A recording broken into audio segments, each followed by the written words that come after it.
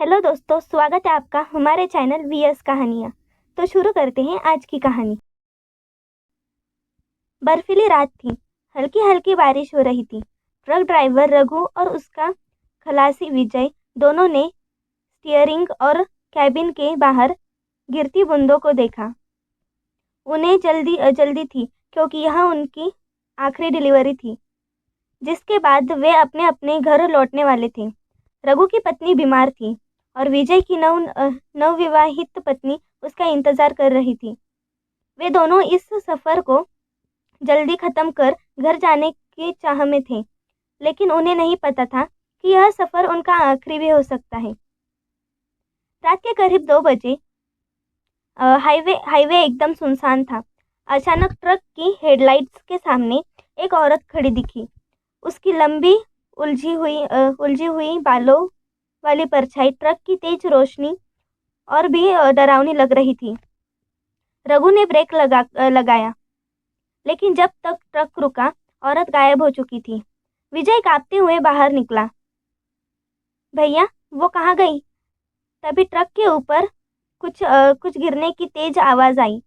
दोनों ने ऊपर देखा। वो औरत ट्रक के ऊपर बैठी थी। उसकी आंखें कोयले की तरह जल रही थी। रघु और विजय ने ट्रक स्टार्ट करने की कोशिश की, लेकिन इंजन ने काम करना बंद कर दिया। तभी ट्रक का दरवाजा अपने आप खुल गया और खून से सनी एक कटी हुई हाथ की हथेली अंदर गिर पड़ी थी। विजय चिल्लाया, भैया, हमें यहाँ से भागना होगा। लेकिन रघु जैसे पत्थर बन चुका था। उसकी आंखों में आंसू थे। ये वही जगह है जहाँ मैंने 3 साल पहले एक औरत को ट्रक से कुचल दिया था। विजय की सांसें थम गई। तभी ट्रक की विंडशील्ड पर खून की बूंदें टपकने लगी। ट्रक अचानक खुद ब खुद स्टार्ट हो गई और पूरी रफ्तार में चल पड़ी।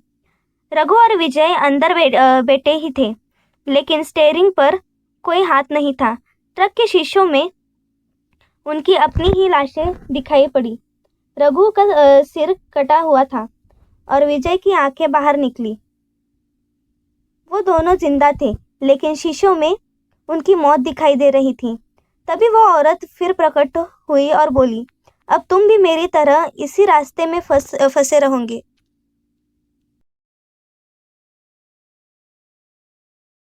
सुबह जब पुलिस ने ट्रक देखा तो उसके अंदर किसी का नामो निशान नहीं था। ट्रक हाईवे पर जला पड़ा था, लेकिन रघु और विजय का कोई सुराग नहीं मिला। लोगों का कहना था कि उस रात किसी ने ट्रक को अपने आप दौड़ते देखा था और उसमें से काली औरत की चीखें सुनाई दे रही थी। क्या रघु और विजय सच में मर चुके थे, या वे किसी भूतिया दुनिया में फंस गए थे? क्या वह औरत इंसान थी या कोई खौफनाक आत्मा? इस रहस्य का पर्दाफाश अगले एपिसोड में होगा।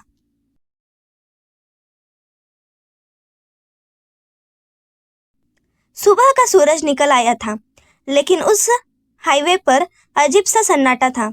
रघु की पत्नी सुमन दरवाजे पर बैठी उसकी राह देख रही थी।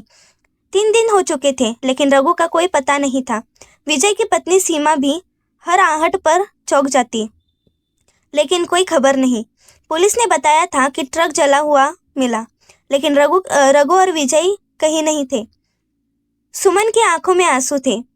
उसने कांपते हाथों से फोन उठाया और रघु का नंबर डायल किया। घंटी बजी और दूसरी तरफ से एक आवाज आई, सुमन। सुमन की सांसें अटक गई। आवाज रघु की थी, लेकिन बहुत धीमी, बहुत डरावनी। मैं जिंदा हूँ, लेकिन यहाँ बहुत अंधेरा है। फोन कट हो चुका था। सुमन घबराकर पुलिस के पास दौड़ी, लेकिन कोई यकीन नहीं कर रहा था। दूसरी ओर हाईवे पर गश्त कर रहे थे। एक कांस्टेबल ने रात को एक भयानक चीज देखी। एक जलती हुई ट्रक की परछाई जो बिना ड्राइवर के दौड़ रही थी, और ट्रक के शीशे पर 2 चेहरे उभर रहे थे, रघु और विजय। उनके चेहरे पर मौत की शिकन थी और वे जैसे किसी से मदद मांग रहे थे। पुलिस जब वहां पहुंची तो ट्रक गायब था, लेकिन वहां मिट्टी पर 2 गहरी उंगलियों के निशान थे। जैसे किसी ने जमीन से निकलने की कोशिश की हो।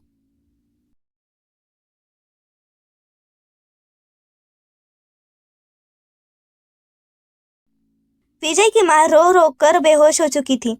उसका बेटा वापस आने वाला था, लेकिन अब कहीं नहीं था। सुमन को यकीन था कि रघु जिंदा है, या फिर उसकी आत्मा किसी फांसी फंसी हुई दुनिया में है। उसने मंदिरों में पूजा की, लेकिन कोई जवाब नहीं मिला। तभी एक रात दरवाजे पर दस्तक हुई। सुमन ने डरते डरते दरवाजा खोला। वहां विजय की माँ खड़ी थी। उसकी आंखें लाल थी। वह कांपती आवाज में बोली, रघु यहाँ आया था। सुमन सन रह गई। क्या? कब? अभी अभी उसने कहा कि हमें बचा लो, हम मरे नहीं हैं, और फिर गायब हो गया। उसी रात पुलिस को एक सुनसान खंडहर के पास ट्रक के जले हुए टायर्स के निशान मिले। लेकिन सबसे भयानक चीज थी, वहां जमीन में आधी दबी लाश थी। लेकिन वो किसी इंसान की नहीं थी। वो एक औरत की लाश थी। वही औरत जो ट्रक के सामने आई थी। लेकिन लाश गल नहीं रही थी, बल्कि ताजी लग रही थी, जैसे अभी अभी मरी हो।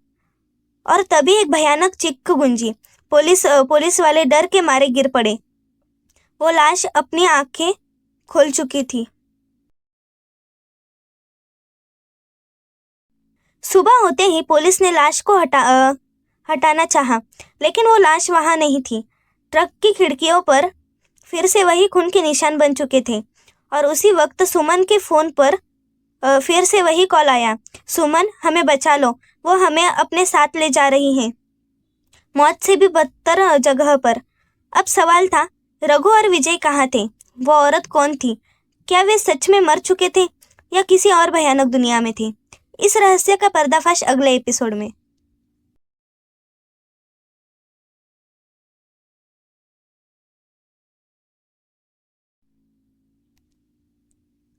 सुमन के हाथ कांप रहे थे।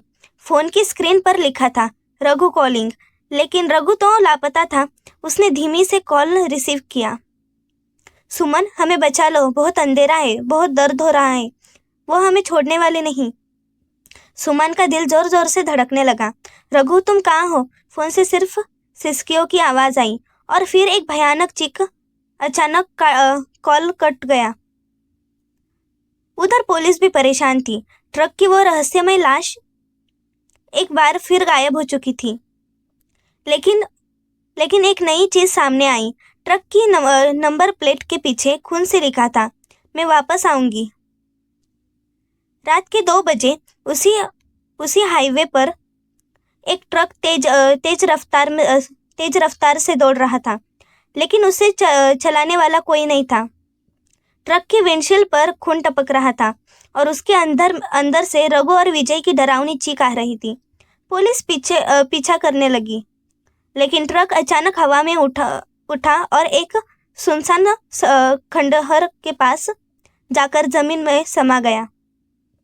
अगले ही पल वहां से रघु और विजय की आवाज आई, हमें बचाओ। सुमन, सीमा और पुलिस तुरंत वहां पहुंचे। वे जैसे ही खंडहर के अंदर गए, वहां का नजारा भयानक था। चारों तरफ कटी फटी लाशें बिखरी पड़ी थी, और बीच में वही औरत खड़ी थी। उसकी आंखें जल रही थी, और उसने हंसते हुए कहा, कोई यहाँ से जिंदा नहीं जाएगा। सुमन ने हिम्मत जुटाकर पूछा, तू कौन है? मेरे पति को छोड़ दे। औरत की आंखों से खून बहने लगा, और उसकी आवाज गूंजी, रघु ने मुझे मारा था, मैं कभी उसे जाने नहीं दूंगी। सच सामने आ चुका था। 3 साल पहले रघु ने इसी रास्ते पर एक औरत को ट्रक से कुचल दिया था, और उसका शव वही छोड़कर भाग गया था। वो औरत बदला लेने के लिए भटक रही थी। मेरा बेटा घर पर भूखा मेरा इंतजार कर रहा था, लेकिन मैं कभी वापस नहीं पहुंचूंगी, वो औरत चीख पड़ी। रघु की आत्मा जमीन के अंदर कैद थी, और विजय वहां तड़प रहा था।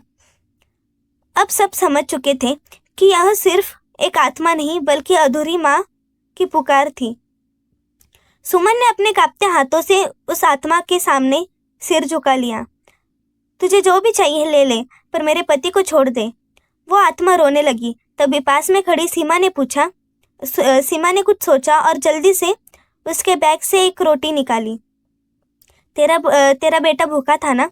उसने कांपती आवाज में कहा। वो औरत सन्न रह गई। सीमा ने वह रोटी जमीन पर रख दी।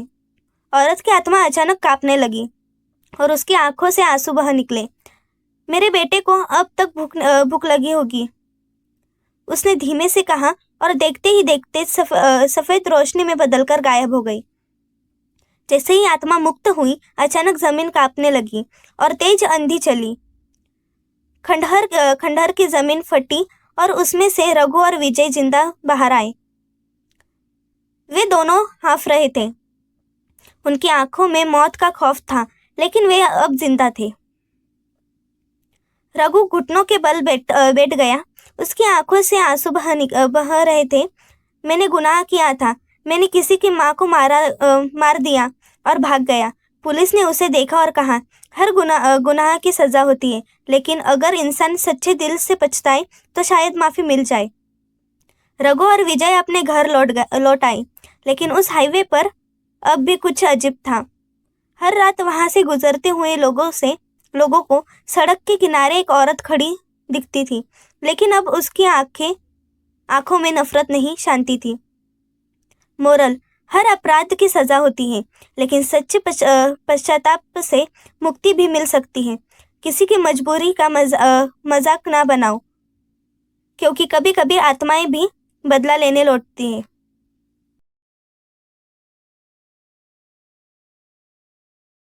अगर वीडियो पसंद आई हो तो चैनल को सब्सक्राइब करें ताकि हमारी वीडियो आप तक पहुंच सके, और बेल नोटिफिकेशन को ऑल पर सेट करें और हमारे वीडियो को लाइक और शेयर ज़रूर करें।